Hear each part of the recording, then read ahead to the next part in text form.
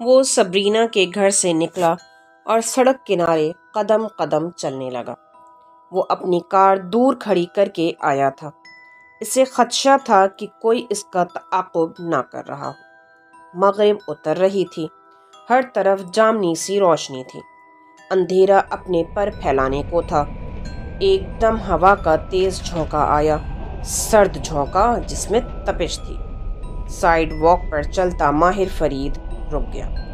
دائیں بائیں دیکھا، وہاں کوئی نہ تھا، لیکن وہ محسوس کر سکتا تھا ان کے قدموں کی چاپ۔ وہ پھر سے چلنے لگا، ہاتھ پینٹ کی جیبوں میں ڈالے، گردن اٹھائے، سیدھ میں دیکھتا وہ قدم اٹھاتا گیا۔ وہ ان کو سن سکتا تھا، سونگھ سکتا تھا۔ وہ تین تھے، ان کی سرگوشیاں اس کے پیچھے آ رہی تھیں۔ اندھیرا دھیرے دھیرے پھیل رہا تھا۔ سڑک اب مین روڈ تک پہنچ چکی تھی۔ وہ اسے عبور کر کر اس پتھریلی روش پر چلنے لگا جس کے ساتھ سبزہ زار بنا تھا۔ سبزہ زار ایک ڈھلان پر تھا، اس میں ایک پارک تھا اور وہاں چند جھولے لگے تھے۔ ڈھلان گھاس سے ڈھکی ہوئی تھی۔ وہ چند فٹ نشیب میں جا کر سمندر کے پانی سے ملتی تھی۔ وہ وہیں سبز ڈھلان کے سرے پر کھڑا چند لمحے نیچے پھیلے پانی کو دیکھا گیا۔ وہاں کوئی آس پاس نہ تھا، ہر طرف ویرانہ تھا اور بڑھتی تاریکی۔ پارک کے تمام جھولے ساکن تھے، جیسے خاموشی سے اسے دیکھ رہے ہوں۔ وہ آگے بڑھنے لگا جب ایک آواز سنائی دی، جیسے زنگ آلود لوہے کی ہوتی ہے، چیں چیں۔ اس نے پلٹ کر دیکھا، ایک جھولا دھیرے دھیرے ہلنے لگا تھا۔ وہ ایک سی سو تھا، اوپر نیچے، نیچے اوپر، ہر حرکت کے ساتھ زنگ کی چیخیں نکلتی۔ اسے سی سو کے قریب سے سرگوشیاں سنائی دے رہی تھی۔ وہ چند لمحے سپاٹ چہرے کے ساتھ اسے دیکھتا رہا، پھر ڈھلان سے نیچے اترنے لگا۔ اس کا رخ اسی سی سو کی طرف تھا۔ سی سو کی رفتار اب تیز ہوتی جا رہی تھی، سرگوشیاں بھی بڑھ رہی تھیں۔ دھیمی سی ہنسی، جیسے کوئی اس پر طنز کر رہا ہو۔ وہ جوگر سے گھاس روندتا اسی سی سو کے قریب آ رکا۔ اب وہ انہیں سن سکتا تھا۔ وہ وہیں تھے، اس کے آس پاس کہیں۔ وہ چند ثانیے وہیں کھڑا رہا۔ سی سو نیچے، اوپر، اوپر سے نیچے، نیچے سے اوپر ہوتا رہا، تیز، مزید تیز۔ اندھیرا پھیل رہا تھا، سیاہ بادل سر پر آ چکے تھے اور فضا کا بوجھل پن مزید بڑھ گیا تھا۔ وہ وہیں کھڑا سی سو کی اس سیٹ کو دیکھتا رہا جو اس کے قریب تھی۔ وہ بار بار اوپر جاتی، پھر نیچے آتی، گھاس پر ایک لمحے کے لیے رکتی اور پھر اوپر اٹھ جاتی۔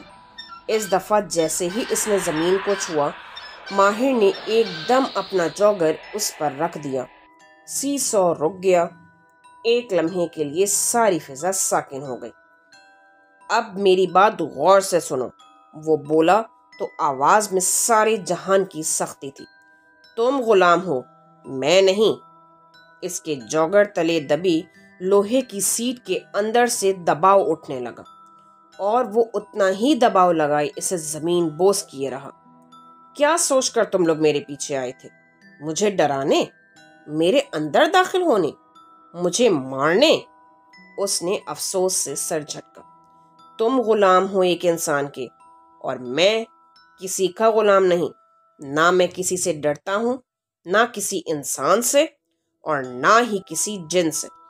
اس کے جوگر کے نیچے سے مخالف دباؤ بڑھنے لگا، لیکن وہ پوری قوت کے ساتھ سیٹ کو دبائے ہوئے تھا۔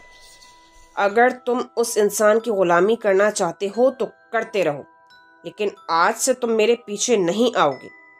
سیٹ اوپر اٹھنے کی کوشش کر رہی تھی اور اسے دبائے رکھنے میں اسے پسینہ آنے لگا تھا، مگر چہرے پہ سکون تھا، بے نیازی تھی۔ تم آج سے میرے پیچھے نہیں آؤ گے، وہ الفاظ توڑ کر ادا کر رہا تھا۔ اگر تم اللہ تعالیٰ کو مانتے ہو سیٹ کے اندر سے دبی دبی سی چیخیں نکل رہی تھیں۔ اور قیامت کے دن پر یقین رکھتے ہو، اس کے کندھوں پر دباؤ پڑنے لگا تھا۔ تو آج سے تم میرے پیچھے نہیں آؤ گے، وہ بلند آواز میں کہہ رہا تھا۔ پسینہ پیشانی سے گرتا کان سے نیچے لڑک رہا تھا۔ ایک دم تیز گرم ہوا چلنے لگی۔ پارک کے سارے جھولے زور زور سے اڑنے لگے۔ ان میں غصہ تھا، جیسے کوئی اندیکھی آندھی ہو جو سمندر کنارے اس اونچی ڈھلوان پر بنے پارک کے گرد ہی چل رہی تھی۔ اس آندھی میں ریت نہ تھی، صرف تیش تھا۔ میں تمہیں غلامی سے نجات دلانا چاہتا ہوں۔ اس کے چہرے کے تاثرات میں کوئی فرق نہ آیا۔ گردن جھکائے وہ جاگر تلے دبے لوہے کو دیکھ رہا تھا۔ تمہارا سرکار نہ تمہیں مار سکتا ہے، نہ تمہارا رزق روک سکتا ہے۔ جھولے اب تیزی سے اڑ رہے تھے، زوردار چنگھاڑ کے ساتھ، دائیں بائیں، اوپر نیچے، گول گول۔ صرف وہ سی سو بے بس تھا جس کی ایک سیٹ اس کے جوگر تلے تھی۔ میں تمہیں اس اللہ کے نام کے ساتھ آزاد کرتا ہوں جو تمہارے رزق اور جان کا مالک ہے۔ اس نے اب اپنے گھٹنے پر ہاتھ رکھ دیا تھا۔ پیر میں جیسے سوئیاں سی چبھ رہی تھیں۔ کوئی اس کے سارے جسم کو نیچے سے دھکا دینے کی کوشش کر رہا تھا۔ میں تمہیں اللہ کے نام کے ساتھ آزاد کرتا ہوں۔ اس کا تنفس تیز ہو رہا تھا۔ ہر جادوگر کی قید سے، ہر انسان کے شر سے، جوگر تلے دبی سیٹ پوری قوت سے اٹھنے کی کوشش کر رہی تھی۔ تم آج سے میرے پیچھے آنے کی غلطی نہیں کرو گے، بلکہ قریبی سوئنگ ایسی ہوا میں دائیں بائیں اڑ رہا تھا جیسے زنجیر توڑ کے سمندر میں جست لگانا چاہتا ہو، بلکہ تم واپس اسی جادوگر کے پاس جاؤ گے جس نے تمہیں بھیجا ہے۔ اس کی آواز اب کسی غراتی ہوئی سرگوشی کی جیسی تھی۔ میں دعا کرتا ہوں کہ تم یہ جادو اسی کے اوپر واپس پلٹا دو جو اس کا اہل ہے، کیونکہ میں اس کا اہل نہیں۔ بادل زور سے گرجے، بجلی ایسے چمکی جیسے کہیں گرنے والی ہو۔ گرم ہوا کے تھپیڑوں میں دبی دبی سی چیخیں سنائی دے رہی تھیں۔ وہ تکلیف میں تھے۔ تم جہاں سے آئے ہو مجھے تکلیف دیے بنا وہیں پلٹ جاؤ۔ وہ اس جادو کا مجھ سے زیادہ اہل ہے۔ ہوا کا زور ٹوٹ گیا۔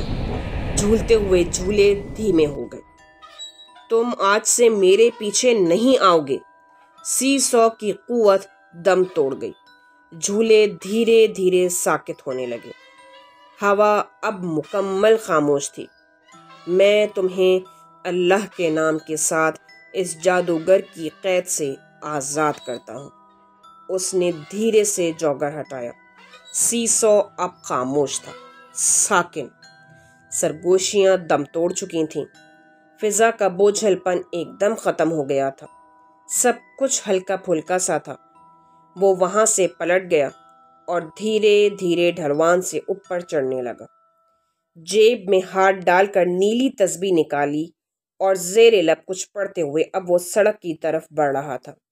چند کوس دور بنے پارکنگ لاٹ میں اس کی کار اس کی منتظر تھی۔ جھولے اب ساکت تھے۔